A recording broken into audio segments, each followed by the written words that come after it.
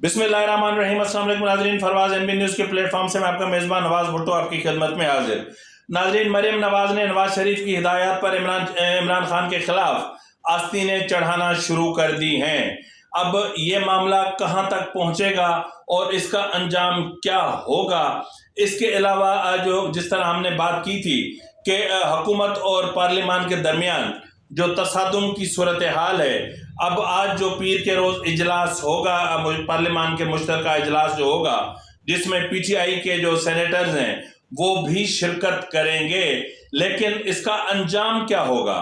यानी ये जो पार्लियामान है, यकीनन पार्लियामान पर मुसलसल पे दर पे हमले हो रहे थे।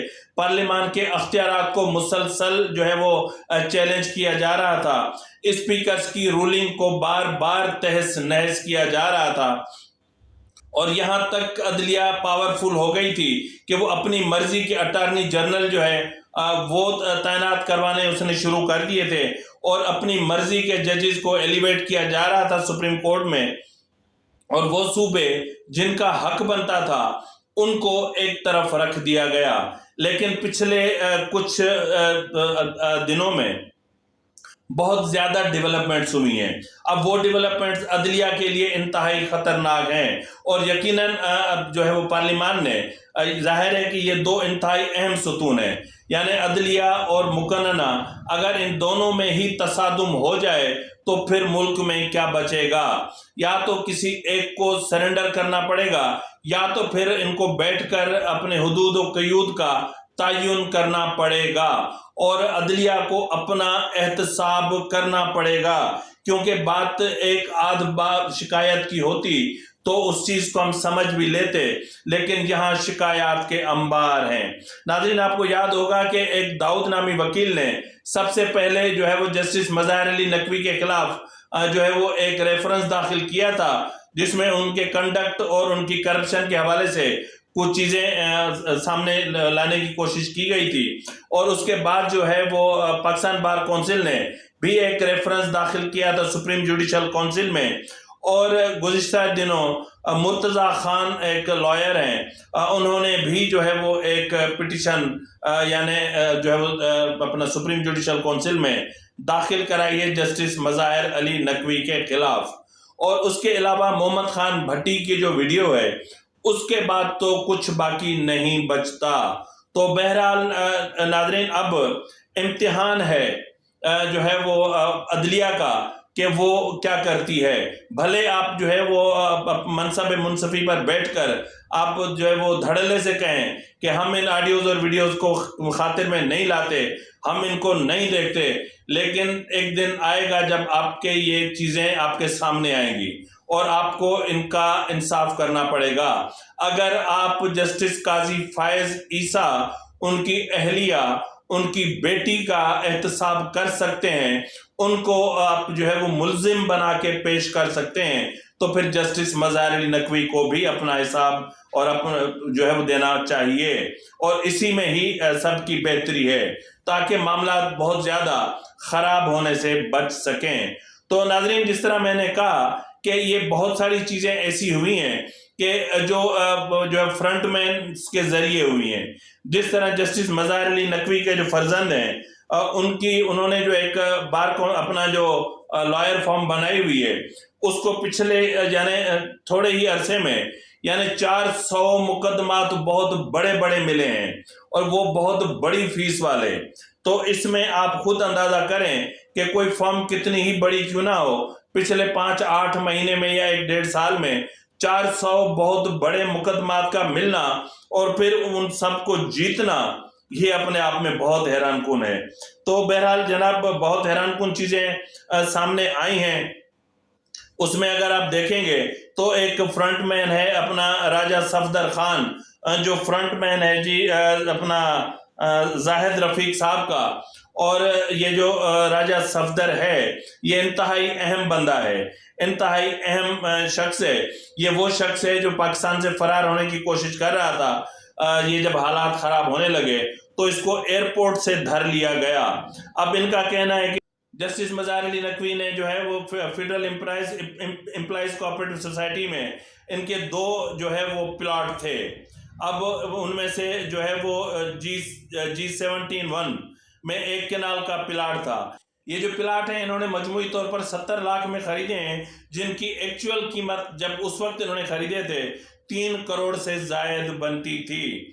यहाँ पे हैरानकुन बात मैं आपको ये भी बताता चलूँ कि जो है वो अपना फेडरल गवर्नमेंट एम्प्लॉय सोसाइटी के में जो है वो 2900 स्क्वायर यार्ड का एक इन्होंने अपार्टमेंट लिया है, जिसकी इन्होंने कीमत अदा की है 15 लाख रुपए, जबकि उसकी जो असल कीमत है वो है जी तकरीबन 1.5 करोड़ रुपए उस वक्त बनती थी। अब तो पता नहीं वो कहाँ होगी, यानी अब उसकी कीमत कितनी होगी। 2006 में जो गुजरांवाला का प्लाट था, जो डिफेंस जो है वो अपना ऑफिसर्स हाउसिंग सोसाइटी में 620 स्क्वायर फुट का जो सईदा हुमा फातिमा नकवी के नाम पर इन्होंने खरीदा था, जो इनकी अहलिया हैं, उसकी कीमत इन्होंने 45 लाख रुपए जाहिर की थी। और जो है वो ये खरीदा जो है वो फिर बाद में इन्होंने बेचा, मेरे ख्याल में आरिफ रशीद को 1 करोड़ 87 लाख में इन्होंने बेच दिया। 2021 में लाहौर में 2 केनाल 4 मरला का एक गुलबर्ग 3 में इन्होंने एक घर खरीदा, और जिसकी जो कीमत है जो जाहिर की है वो की है जी 4 करोड़ 45 लाख रुपए सिर्फ, 4 करोड़ 45 लाख रुपए सिर्फ। और उस जो बेंगलो है उसकी जो एक्चुअल कीमत है वो आप सुन के हैरान रह जाएंगे। उस बेंगलो की, गुलबर्ग के बेंगलो की जो असल कीमत है वो 7 करोड़ 20 लाख रुपए है। यानी कितना डिफरेंस है। यानी ये धड़ाधड़ अच्छा खरीदो फरोख्त में एक ही बंदा सामने आता है और एक ही बंदा खरीदो फरोख्त करवाता है, और एक ही तरह की डील होती है, और सब कुछ इसी तरह चलता है। आपको याद होगा लाहौर कैंट में जो है वो 4 केनाल का एक बंगला था, जो 10 करोड़ 68 लाख रुपए में इन्होंने खरीदा था। कितने में? 10 करोड़ 68 लाख में। और उसकी जो असल मालियत बताई जाती है वो 65 करोड़ है। और ये मिल्कियत एक रोज में खरीदी जाती है और दूसरे ही रोज में फिर बेच दी जाती है। यानी खरीद पहले कोई करता है, फिर बेचता कोई और मज़ाहिर नकवी साहब को है। ये हैरानकुन बात है। अब इसमें जो है वो जाहिद रफीक ने सैयद तसद्दुफ मुर्तज़ा नकवी, यानी ये जो हैं ये नकवी साहब के फर्जंद हैं, और इनको जो है वो और इसके अलावा तसद्दुद नकवी साहब हैं, वो भी इनके फर्जंद हैं। उनको जो है वो 4 प्लॉट मिलते हैं, जाहिद रफीक देता है इनको, और जो है वो 4 प्लॉट उनकी जो ये है स्मार्ट सिटी लाहौर में। अब इनकी जो कीमत बताई जाती है वो बताई जाती है जी जो है वो एक प्लॉट की कीमत 1 करोड़ रुपए थी, और जबकि इन्होंने खरीदे 8 लाख रुपए में है। यानी कितनी बड़ी कंट्राडिक्शन है। इसके अलावा जी इनकी जो साहिबजादी हैं वो लंदन में पढ़ रही हैं, और लंदन में उनको जाहिद रफीक साहब ने जो है वो यूएई के एक अकाउंट से पहले इन्होंने भेजे हैं जी इनको जो है वो 51 हफ्तों के लिए वहाँ एक अपार्टमेंट लेकर दिया, और उसकी जो कीमत थी वो थी 3,95 पाउंड 395 पाउंड हफ्ते का किराया था। 51 हफ्तों के लिए वो उन्होंने लेकर दिया था। और इसके अलावा 10,000 पाउंड यूनिवर्सिटी के जो अखराजात थे उनकी मद में उन्होंने उनको अदा किए थे। और इसके अलावा जो है वो जब जाहिद रफीक ने तसद्दुक मुर्तज़ा नकवी जब वो लंदन गए थे तो 10 रातों का जो स्टे था उनका, उसके जो है वो 300 पाउंड वो जो है वो जाहिद रफीक ने अदा किए थे। ये जो है बताया गया है मुर्तज़ा खान के रेफरेंस में, ये तमाम चीज़ें जाहिर की गई हैं।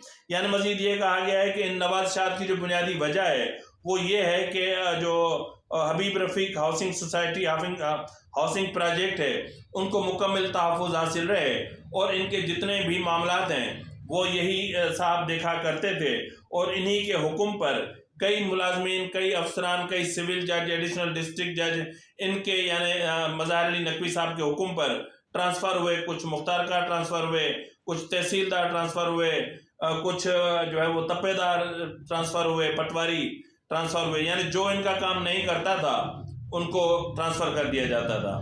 अब इसमें जो अहम डेवलपमेंट है वो ये है कि सुप्रीम जुडिशल काउंसिल की तरफ से, यानी रजिस्ट्रार की तरफ से मियां दाऊद को और पाकिस्तान बार काउंसिल को और जो दीगर फरीकैन हैं उनको जो है वो एक नोटिस अरसाल हुआ है कि आप इस हवाले से आप अपना बयान हल्फी जमा करवाएं ताकि इस प्रोसीजर को आगे बढ़ाया जा सके। तो अगर ये प्रोसीजर आगे बढ़ता है तो फिर मामला बहुत आगे जाएगा। इसके अलावा नाज़रीन, जिस तरह मैंने आपसे कहा कि मरियम नवाज ने आस्तीनें चढ़ा ली हैं, मरियम नवाज ने ठान ली है कि इमरान खान को ज़मीं बोस करना है, इमरान खान के बयानिए को धूल चटानी है।